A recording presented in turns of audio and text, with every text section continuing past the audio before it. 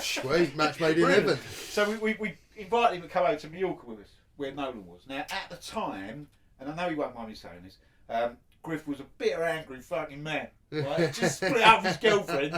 He was proper in like, just been fucked over by my girlfriend. Wow. Right, really depressive, and I'm angry about it. Yeah. And Griff always says, from that moment on, his life become better.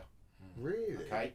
Griff's now the happiest man in the world. He's had a baby a couple of years ago, and his life and he always says, from that moment, that conversation with Nolan Porter, he got so influenced by what he said that his life's gone in a completely different direction. Oh, fair play. What a lovely thing. I know. Well, shout out Nolan Porter. Rest in peace. That is the sort of person he was. He had I don't know, he was just such a nice guy, wasn't he? He was just such a positive, lovely guy. He was really, really. Well, bearing in mind, when did you first meet him?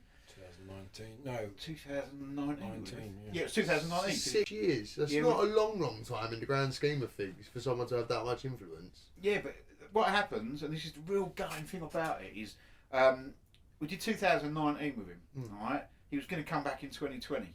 COVID happened. COVID hit. We couldn't do it. He was then going to come back in 2021, okay? But we didn't get going till June, alright? So it was too late to arrange a tour. I think he passed away.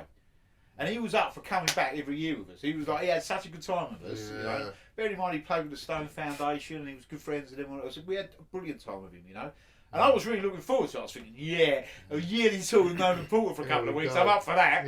I'll arrange that all day long. And I really felt at that time that I thought this is going to jump us into a different league, you know, if we have Nolan Porter every year. Something we can really build on.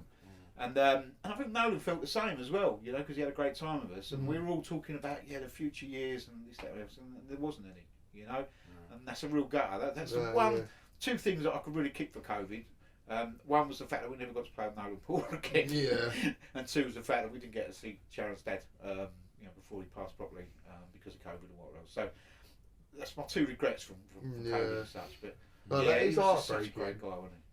He was, and I remember after he passed away, Patrice got in touch with all of us, didn't she? Yeah. And she was going to do a book. This is his wife. Right. And she was going to do a book, and she wanted quotes from him.